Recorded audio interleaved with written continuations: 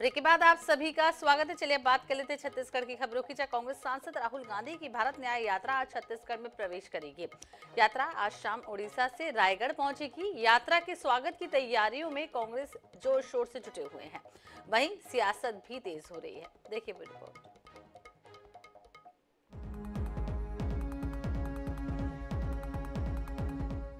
मणिपुर से शुरू हुई कांग्रेस नेता राहुल गांधी की भारत जोड़ो न्याय यात्रा अब छत्तीसगढ़ पहुंच रही है। 8 फरवरी को यात्रा ओडिशा से रायगढ़ के रास्ते छत्तीसगढ़ में प्रवेश करेगी। रायगढ़ में सभाओं को संबोधित करने के बाद 2 दिनों के लिए यात्रा का विश्राम होगा। 9 और 10 फरवरी को राहुल गांधी दिल्ली चले जाएंगे। 11 फरवरी को राहुल गांधी दिल्ली से आएंगे। यात्रा की शुरुआत रायगढ़ से होगी, जो खरसिया और सक्ती होते हुए कोरबा के भेसमा पहुंचेगी। 12 फरवरी को यात्रा कोरबा से कटघोरा होते हुए सूरजपुर के तारा जाएगी, जबकि 13 फरवरी को तारा से यात्रा अंबिकापुर होते हुए बलरामपुर जाएगी। 14 फरवरी को यात्रा बलरामपुर रामानुजगंज होते हुए झारखंड के गढ़वा के लिए रवाना हो जाएगी।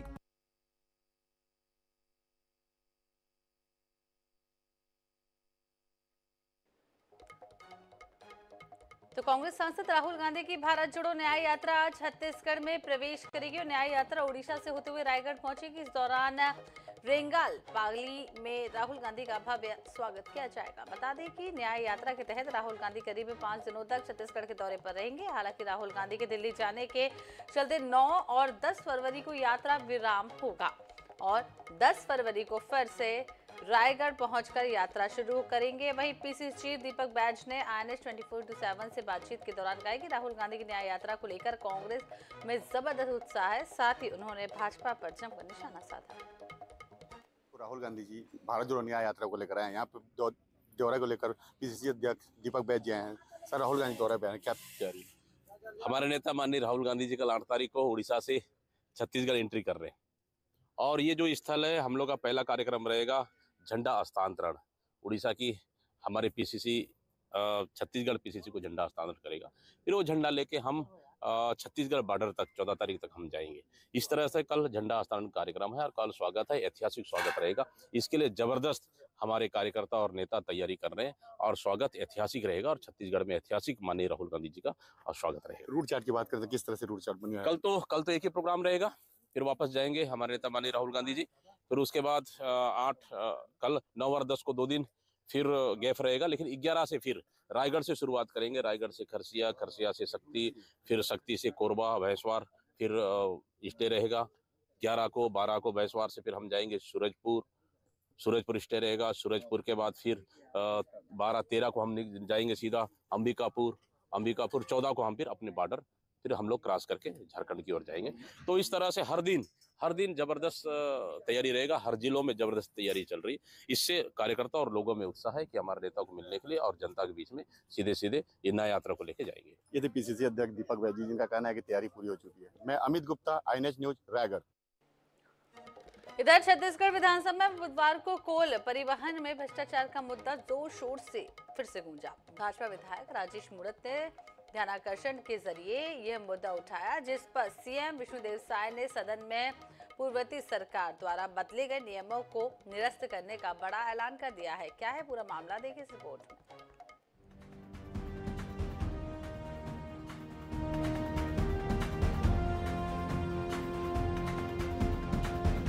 भाजपा विधायक राजेश मूणत ने कोल परिवहन और उससे संबंधित परमिट और स्वीकृति का मसला ध्यान आकर्षण के जरिए सदन में उठाया। मुख्यमंत्री विष्णुदेव साय ने जवाब देते हुए कहा कि इससे संबंधित मामले में ईडी भी जांच कर रही है, जिस पर राजेश मूणत ने कहा कि कांग्रेस सरकार में ऐसी क्या वजह थी कि ऑनलाइन प्रक्रिया को ऑफलाइन किया गया? क्या डायरेक्टर ऑफलाइन करने के लिए अधिकृत है? क्या भार साधक मंत्री से अनुमति ली गई?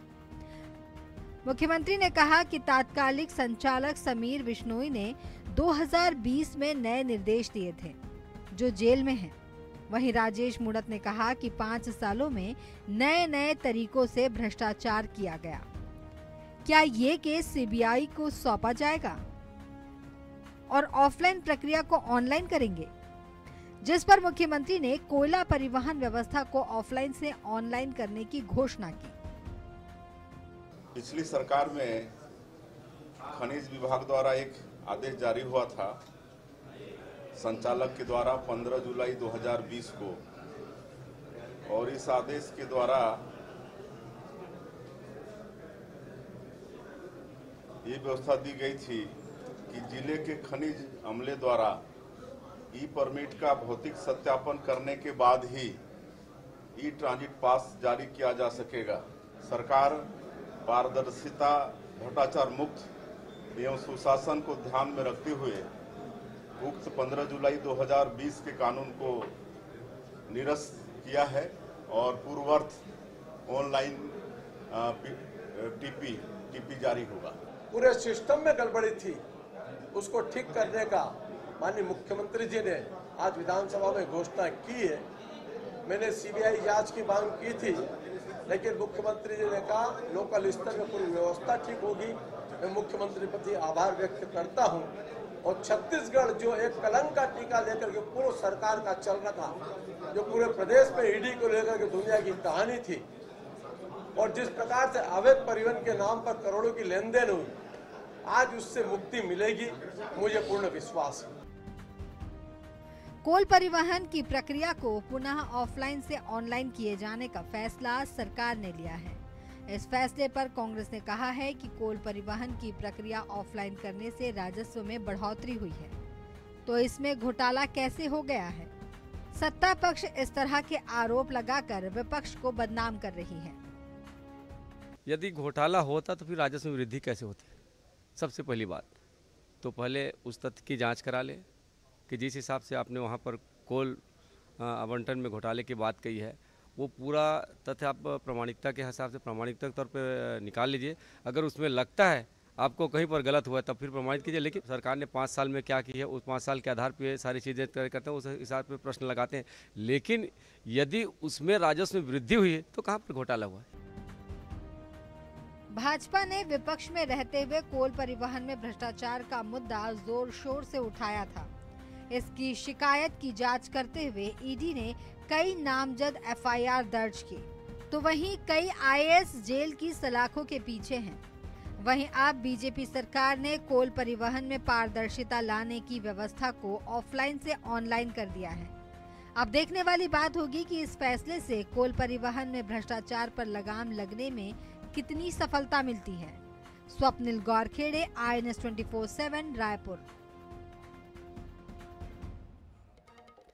इधर छत्तीसगढ़ की कला जगत की प्रतिभाएं देश विदेश में नाम कमा रही हैं। जी हाँ, कुछ ऐसा ही दिखाया है दुर्ग के व्यवसायी और फिल्म निर्माता मनोज राजपूत ने। मनोज ने अपने ही जीवन पर आधारित फिल्म बनाई है। फिल्म का नाम है गांव के जीरो शहर मां हीरो। फिल्म बनाई गई है और यह फिल्म पूरे छत्तीसगढ़ में 9 अप्रैल को एक साथ बड़े पर्दे पर रिलीज होने वाली है।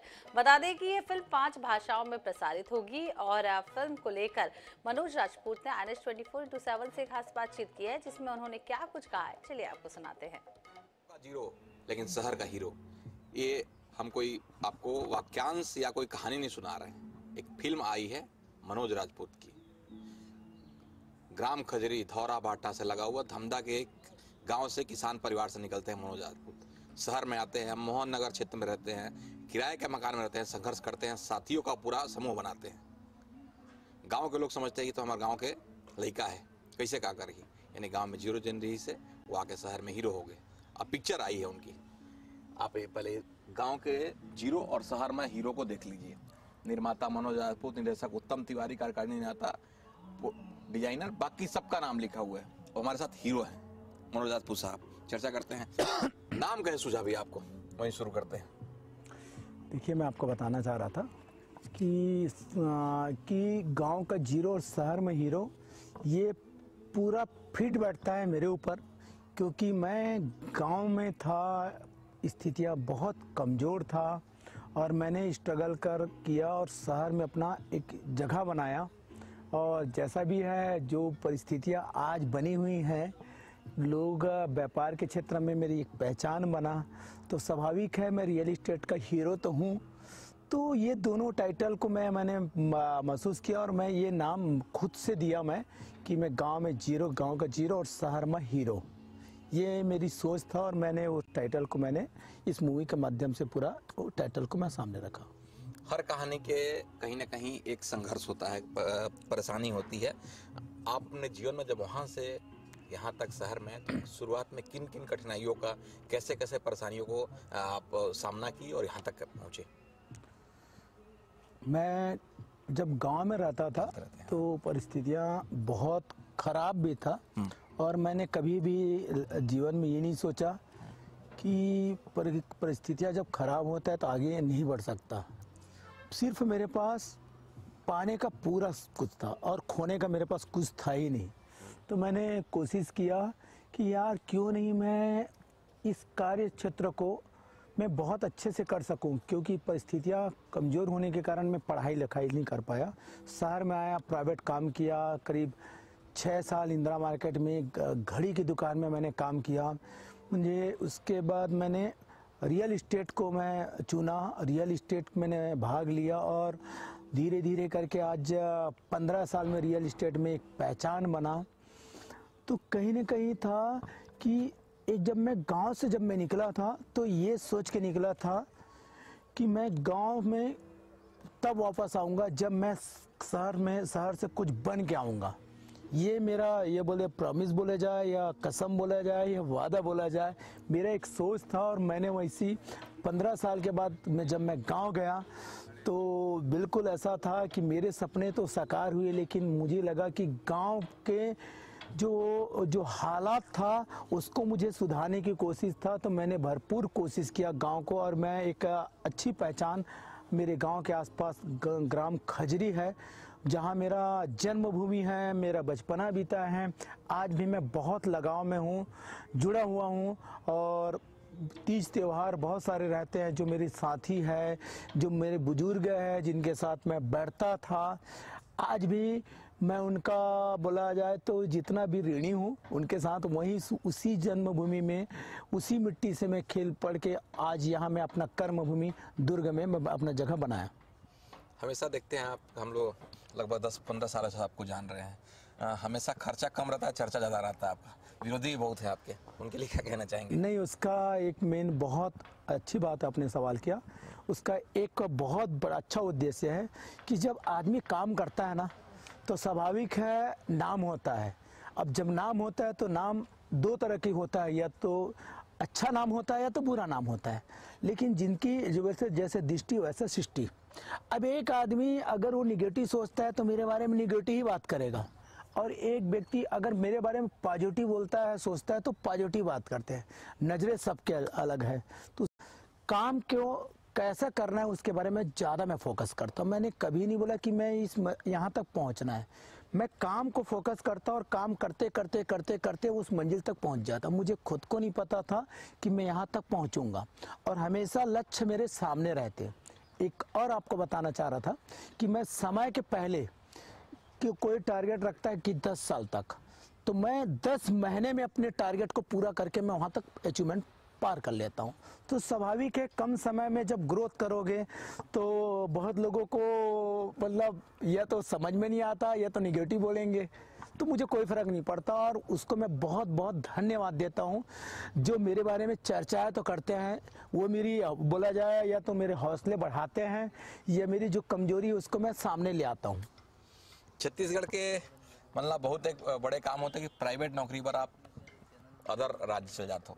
ये आपके सामने एक उदाहरण है। मनोज राजपूत प्राइवेट जॉब करते थे, लेकिन आज इस पोजीशन में है कि इनके पास लगभग 200 के आसपास श्रमिक साथी डायरेक्ट जुड़े हुए हैं, मैनेजर, वर्कर, अन्य जुड़े हुए हैं। अप्रत्यक्ष रूप से ट्रांसपोर्टिंग अन्य साधनों को देखा जाए तो लगभग 5000 के लोग आसपास काम कर रहे हैं। कैसे आप हिम्मत कर दिए एक प्राइवेट जॉब से इतना बड़ा अपना मनोज राजपूत लेआउट खड़ा करने तक? मेरा एक बहुत, देखिए मैं किसान परिवार से हूँ और उस परिवार से मैं समझ सकता हूँ जब परिस्थितियाँ बहुत खराब रहता है तो आदमी सोचता है यार कि घर को कैसा चलाना है। जब घर कैसे चलाएंगे तो उसके लिए क्या होगा कि रोजगार की तलाश होता है। जो मेरे साथ बीता हुआ है, मैंने कोशिश ये किया कि लोगों को मैं ज़्यादा से ज़्यादा लोगों को रोजगार दे सकूँ।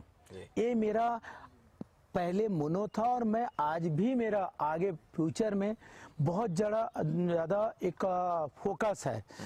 आखिरी प्रश्न, आप अपनी फिल्म के प्रमोशन के लिए छत्तीसगढ़ी में एक डायलॉग मार दो और कुछ बोल दो ताकि भैया मोर पिक्चर पर का बोल हुआ छत्तीसगढ़ी का। मैं अपना छत्तीसगढ़ी में एक तो पिक्चर है मोर जीवन में जो बीते हैं वो बताया हूँ। एक बहुत अच्छा डायलॉग है, छत्तीसगढ़ में रिथस और छत्तीसगढ़ के खाथस और छत्तीसगढ़ी हम लाग दिखाथस। सुन, न तो राजनीतिक चला है न तो व्यापार। अब मनोज आगे सीधे से ते अपन बोरिया बिस्तर बांध के ते यहाँ से चले जा, या तो समझ ले ये फिर समझाऊं। ये कहानी है, ये डायलॉग है। और मैं आप लोग बताता हूँ कि हमार पूरा छत्तीसगढ़ में एक पूरा सिनेमा घर में लगा थे, आसपास के सिनेमा घर में लगा थे। आप बिल्कुल हमार पिक्चर ला देखो, गांव के जीरो शहर में हीरो जो आप बॉलीवुड में देखता हो, आप मन साउथ में देखता हो, हमन बाहर राज्य में हमन शूटिंग भी करे हन। बहुत संघर्ष की कहानी है, पारिवारिक है, कॉमेडी है। और आपो मन पिक्चर देख के आपो हीरो बन सकत हो, आपके परिवार ला एक बहुत अच्छा जो सपना देखा तो सपना ला साकार कर सकत हो। गांव में जीरो शहर में hero Manoj Rajput MR layouts की फिल्म आ रही है। फिल्म का पूरा प्रमोशन चल रहा है लगातार, बस में, दीवार में, जहां जहां उसका प्रचार होना चाहिए दीवार पर वो चल रहा है। इनके GM भार्गव साहब हमारे साथ हैं। क्या कहना चाहेंगे फिल्म के बारे में और आगे क्या क्या तैयारी फिल्म? सबसे पहले तो आप लोग सभी इस फिल्म के लिए हमारे पास मिलने हैं, सबका शुक्रिया। खास करके INH चैनल का काफ़ी मैं शुक्रगुजार हूं कि आप यहां तक आए हैं इस चीज़ को लोगों तक पहुंचाने के लिए, क्योंकि INH वैसे ही वाकई में छत्तीसगढ़ का सबसे बड़ा चैनल है, क्योंकि इसकी पहुंच छत्तीसगढ़ के बाहर भी है। और ये एक ऐसा चैनल है जो छत्तीसगढ़ की चीज़ों को बाहर तक भी लेके जाता है, छत्तीसगढ़ को लोगों को पहुँचाना भी है। हमारा प्रमोशन तो जैसा चल रहा है, हमने काफ़ी नया यूनिक चीज़ लेके आने का कोशिश किया है। चाहे वो फिल्म बनाने के टाइम में भी हम लोग ने कैमरा वगैरह भी जो यूज़ किया था वो छत्तीसगढ़ से नहीं हो रहा था, उस चीज़ को हमने यहाँ पर यूज़ किया। टेक्निकल हो या फिर मैं बोलूँ एक्टर हो या फिर हर चीज़ को हमने कोशिश किया कि जो हो रहा था उससे कुछ अच्छा करने का। अब बात आती है जब प्रमोशंस की, तब जब हमने रॉ मटेरियल्स में ही मैं बोलूँगा कि हमने जब उर्वरक में ही, खाद में ही हमने इतना कुछ डाल दिया था, तो फिर हमें लोगों को दिखाना भी तो ज़रूरी है ना कि हमने क्या किया है क्या नहीं किया है। तो प्रचार के लिए तो हमने यहाँ पर गवर्नमेंट्स के जितने भी बस रहते हैं, रेलवे ट्रेन्स रहते हैं, जितने भी होर्डिंग्स रहते हैं, सोशल मीडिया प्रचारक रहते हैं, सबको हमने ट्राई किया है और सबके पास हम जा रहे हैं ताकि लोगों को पता चल सके कि छत्तीसगढ़ में एक ऐसी मूवी बन के आ रही है जो छत्तीसगढ़ के लोगों को मोटिवेशन करने के लिए आ रहे हैं। इसमें सिर्फ और सिर्फ एक ही चीज़ लोगों को समझाया गया कि वो अगर लाइफ में कुछ लक्ष्य रखते हैं तो अपने लक्ष्य को पाने के लिए उन्हें क्या क्या चीज़ों का सामना करना पड़ सकता है। कौन कौन से भाषा में डब होने वाली है फिल्म को? लगभग अभी 5 भाषा में हम लोग डब करने का प्लानिंग कर रहे हैं, जैसे कि मराठी हो गई, भोजपुरी हो गई, उड़िया हो गई है। और आसपास जो भी हमारे क्षेत्र से लगे हुए बॉर्डर्स हैं वहाँ पर जो भी चलेगा, हम चाहते हैं कि उन लोगों को भी उनके सांस्कृतिक तौर पे दिखाया जाए मूवी को। और क्योंकि ये वास्तविकता सिर्फ एक छत्तीसगढ़ी लोगों के लिए नहीं है, हर इंसान अपने आप में कुछ सपने रखता है, उसको आगे लेके जाना है, तो उन्हीं के जुबानी हम इस मूवी को उन्हीं तक पहुँचाना चाहते हैं। हमारी ये कोशिश रहेगी।